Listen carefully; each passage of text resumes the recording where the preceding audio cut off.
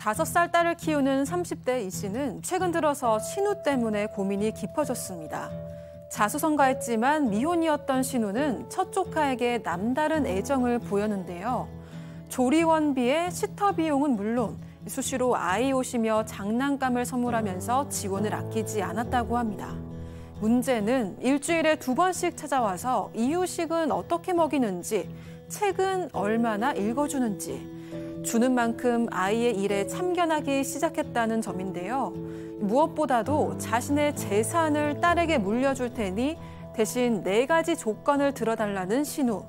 하지만 이 씨는 아이의 교육 문제까지 손대기 시작한 신우의 제안이 달갑게 들리지만은 않았다고 합니다. 아이를 위해서 이 제안을 받아들이는 게 맞는 걸까요?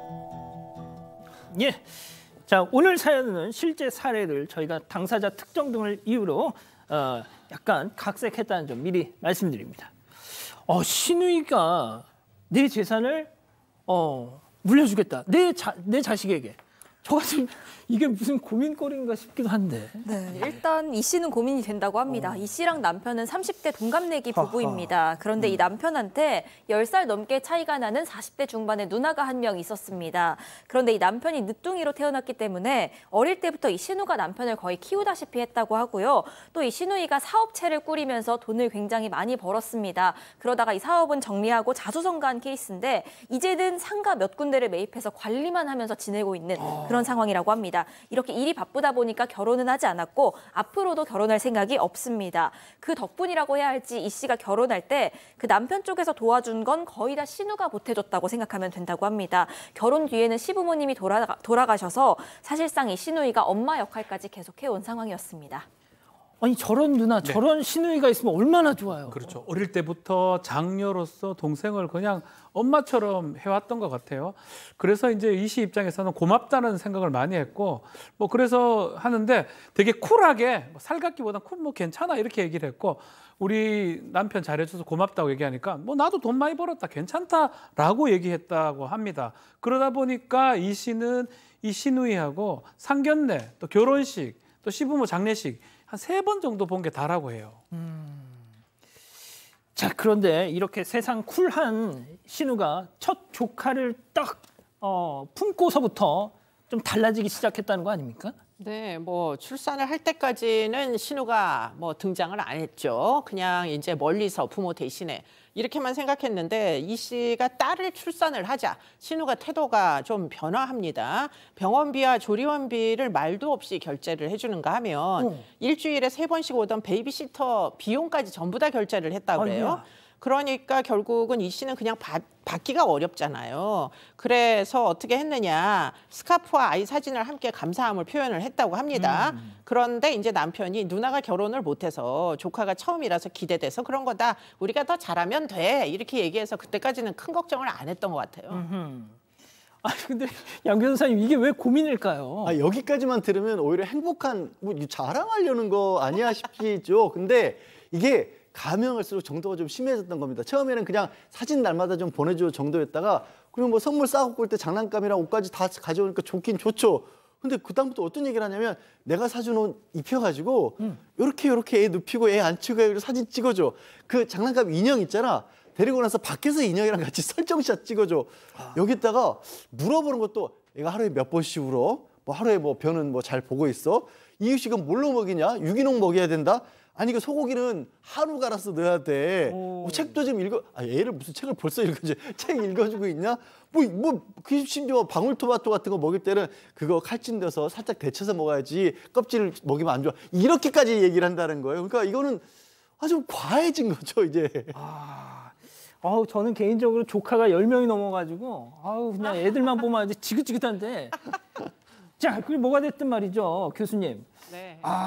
이 씨 남편도 그러니까 이 신우가 남동생 남편을 거의 엄마처럼 키우다시피 했고 또 본인은 또 결혼을 안 해서 자식도 없고 뭐 조카에 대한 어떤 남다른 감정이 있을 것 같긴 한데 이 씨 사연자 입장에서 뭐가 됐든 간섭이 많아진다는 거는 뭐가 됐든 좀 부담스럽긴 하겠어요. 네, 뭐 사사건건 이제 간섭이 시작됩니다. 그런데 이제 처음에는 이 간섭을 무조건 거절하기가 어려웠던 게 이게 전부 다 금전적인 지원이 이제 따라오는 거예요. 뭐 용돈도 주고 학비를 위해서 적금도 들어준다고 하고 뭐라도 갖고 싶으면은 지금 이 이제 조카죠. 조카가 고모 이거 사줘 하면은 이제 고모가 어린 눈에 얼마나 갖고 싶었으면 이러면서 바로 그 원했던 거를 꼭 이제 그 사가지고 보냈다고 합니다. 그러다 보니까 점점이 이제 조카는 고모에 대한 뭐 뭔가 동경하면서 애착하면서 정이 이제 점점 늘어나게 되겠죠.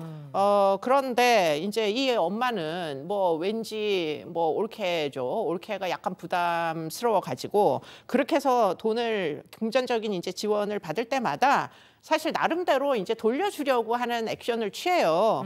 상품권을 사서 드리기도 하고 그 액수만큼 또 이제 뭐 여러 가지 뭐 선물도 금액에 맞춰가지고 했다고 합니다. 그러니까 주신 것만큼 나도 나 나름대로는 돌려준다 이런 노력을 하기는 했던 거죠. 자, 근데 이제 이 씨 입장에서는 뭔가 무언의 압박처럼 계속 느껴졌겠어요. 응? 네, 그런데 또 아이도 고모를 굉장히 잘 따르는 편입니다. 왜냐하면 아이 입장에서는 사실 고모는 오냐오냐 다 받아주고 또 딸이 사달라는 건 무조건 척척 사주고 하다 보니까 이제는 원하는 게 생기면 고모한테부터 전화를 겁니다. 그런데 이 씨 부부도요, 절대 형편이 어렵지 않습니다. 오히려 굉장히 넉넉한 편입니다. 일단 둘 다 연봉이 적은 편도 아닌데 맞벌이고 또 경제적으로 좀 힘들 때 낳고 싶진 않아서 철저하게 아이를 계획하고 임신해서 낳았기 때문에 준비도 다 돼 있는 상태입니다. 그런데 아이가 매번 하고 싶은 게 있을 때 또 사고 싶은 게 있을 때마다 고모한테 간다면서 떼를 쓰다 보니까 버릇이 나빠질까 봐 이 씨 본인은 더 엄격하게 좀 교육을 하는 편이라고 합니다. 그런데 이런 와중에 최근에는 이제 주말까지 신우와의 시간을 위해서 저녁 시간을 비워둬야 하는 그런 상황이 생긴 겁니다. 신우한테 가장 중요한 스케줄이요, 이 씨 딸이랑 함께하는 토요일 저녁 식사 자리입니다. 또 딸도 고모랑 있는 걸 좋아하다 보니까 이걸 이 씨 부부 입장에서는 거절하기도 쉽지가 않다고 합니다. 아, 요구 조건이 좀 많아지네요. 근데 이제 평소 같이 이제 식사를 하는 자리에서 식사를 하다가 뭔가 얘기를 하나 합니다. 내가 이제 만약에 혹시나 어떻게 되면 늙어가면 정리할 때 우리 조카 딸한테 줄 거다라고 뭘요? 얘기를 하면서 유산을? 다만 조건이 좀 있다라고 4가지 조건을 제시를 해요. 4가지씩이나. 그 조건이 조금 그렇긴 합니다. 매주 토요일마다 나랑 식사할 것. 그리고 2번째, 아이가 초등학교 가면 식사 자리에 아이만 좀 보내달라고 그것도 요청을 하고요. 또 2주간 해외여행 갈 때 본인하고 갈 수 있도록 허락을 해달라. 그리고 음악을 좀 시키는 게 좋을 것 같으니까 바이올린을 좀 배우라고 하면서 크면 유학도 보내겠다. 자기가 또 어느 정도 준비도 했다라고 하고 유학을 가게 되면 자기가 보호자 역할을 하겠다라고 얘기를 했다고 합니다. 양 변호사님 약간 드라마 무슨 상속자들 같은 데 나오는 무슨 그룹 후계를 뭐. 근데 약간 그러니까 이 정도까지는 아니지만 그 미혼인데 어린 조카가 하나만 생겼을 때 이렇게 가는 얘기들을 저는 가끔 들어요. 아, 진짜요? 실제로 본인이 일하시느라고 쏟지 못했던 뭐 아니면 결혼도 안 하고 이러면서 모르고 살았던 모든 애정이 다 조카한테 쏠리는 거거든요.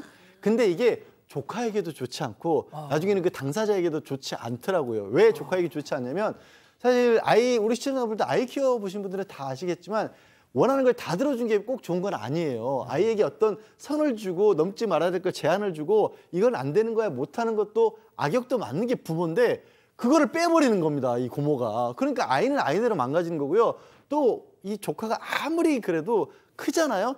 사이가 좋아도 또 고모 안 쳐다봅니다.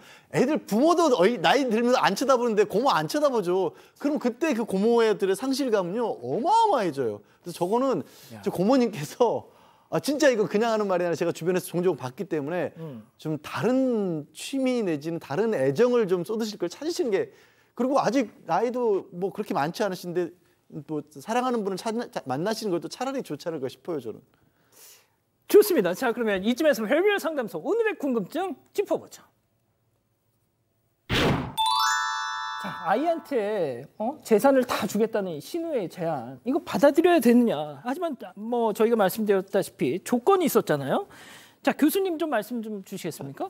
조건 중에 저는 한 가지만 양보하면 저는 받아들인다. 어떤 거요? 뭐냐? 뭐 바이올린으로 유학을 가가지고 본인이 따라간다? 이건 터무니없는 얘기죠. 그것만 아니면 제가 볼 때는 고모는 이 아이가 다 큰 다음에 고모를 어떻게 생각할지는 전혀 예상을 못하는 것 같아요. 아까 양 변호사님 얘기하신 대로 자식도 다 크면 부모를 떠나는데 고모는 더더욱 떠나겠죠. 할아버지 할머니 처음에 손자 너무 뭐 아주 애지중지하시지만 애들이 크면 할아버지 할머니 싫어합니다. 그러니까 그냥 내버려 두세요. 뭐 주시겠다는 거 다 받고 그냥 뭐 좋은 그 관계를 유지하게 그렇게 놔두시고 다만 유학은 내 맘대로 못 보낸다. 내 자식 어디로 뺏어가냐. 그 대목만 명확하게 선을 그시면 될 것 같습니다. 자, 박 변호사님, 그런데 말이죠. 네. 이 아이가 조카가 너무 영악한 애야. 그래가지고 그냥 엄마 돈 안 주는 엄마보다 돈 많이 주는 고모한테 더 해가지고 그냥 다 그냥 아직 초등학생이기 때문에 아니 나중에 커가지고 그렇게 되면 그럼 너무 젊어요. 뭐 아직 정리하려면 50년 남았는데 벌써부터 정리한다고 해서 난리를 칩니까? 40 중반이라 그러거든요. 저보다 젊은데 뭘 한다고 지금 저도 저걸 아무것도 정리가 안 되는데 너무나 미래 얘기를 하는 것 같아요. 아, 좋은 남자 만날 거다. 아니 그러니까 어떤 일이 일어날 줄 모르기 때문에 그냥 듣고 말아요. 그냥 진짜? 조건도 그냥 저도 마찬가지거든요. 나머지 조건을 그래 해줘요. 지금 좋다고 하니까 현재를 지금 생각하면서 몇 가지는 들어주고 말도 안 되는 조건은 무시하고 그냥 그렇게 하시면 될 것 같아요. 그냥 지금 그냥 기분이 좋은 거예요. 50년 더 살아야 되는데 뭔 지금부터 준비를 하나요? 그렇군요. 자, 양 변호사님. 그런데 이제 이분이 이 남편에게 시누이가 너무 엄마 같은 존재다 보니까 이걸 거절하기가 좀 어렵다는 거잖아요. 네. 주변에 엄마 거절을 어떻게 하는지 주변에 동료들, 친구들 보고 배우세요. 그리고 저 한 가지 말씀드릴게요. 시누이분이 지금 만약에 주변에 만나는 분도 없고 자손도 없으시잖아요. 어차피 그 재산이 거기로 갑니다. 뭐 저렇게 얘기 안 해도 어차피 갑니다. 아이고, 어떡할 거예요? 그렇게 좋은 정보를 자, 이 기자, 우리 가족 여러분들 뭐라고 하시나요? 네, 많은 의견 주시는데요. 일단 김혜진님, 아이한테 엄마가 둘이 되는 거잖아요. 당연히 싫습니다. 내 아이인데 왜 아이를 신우랑 공유하나요? 하셨고요. 최지원님, 저도 비슷한 경험했어요. 싱글인 의사 친정 오빠가 자기 재산 다 우리 큰애 준다고 했는데요. 50 넘어서 여자 생겨서 결혼했습니다. 하셨습니다. 아이고 이런. 아이고. 또 최주님은 저 같으면 돈 안 받고 상관 말라고 할 텐데 돈은 돈대로 받고 자식한테 간섭하는 건 싫다고 하는 건 문제 있어요. 프리님, 세상에 공짜가 어딨냐 이런 의견 주셨습니다. 아직 이 신우도 남자 만날 수 있다. 예, 그럼 또 이제 전혀 또 완전 안면몰수할 수 있다. 이런 또 생각을 해봅니다. 자, 별별 상담소 이렇게 정리하고요. 사건의 진실을 추적하고 싶다는 사반 가족분의 사연인데요. 궁금하시다면 사건반장 유튜브 채널을 구독해 주세요.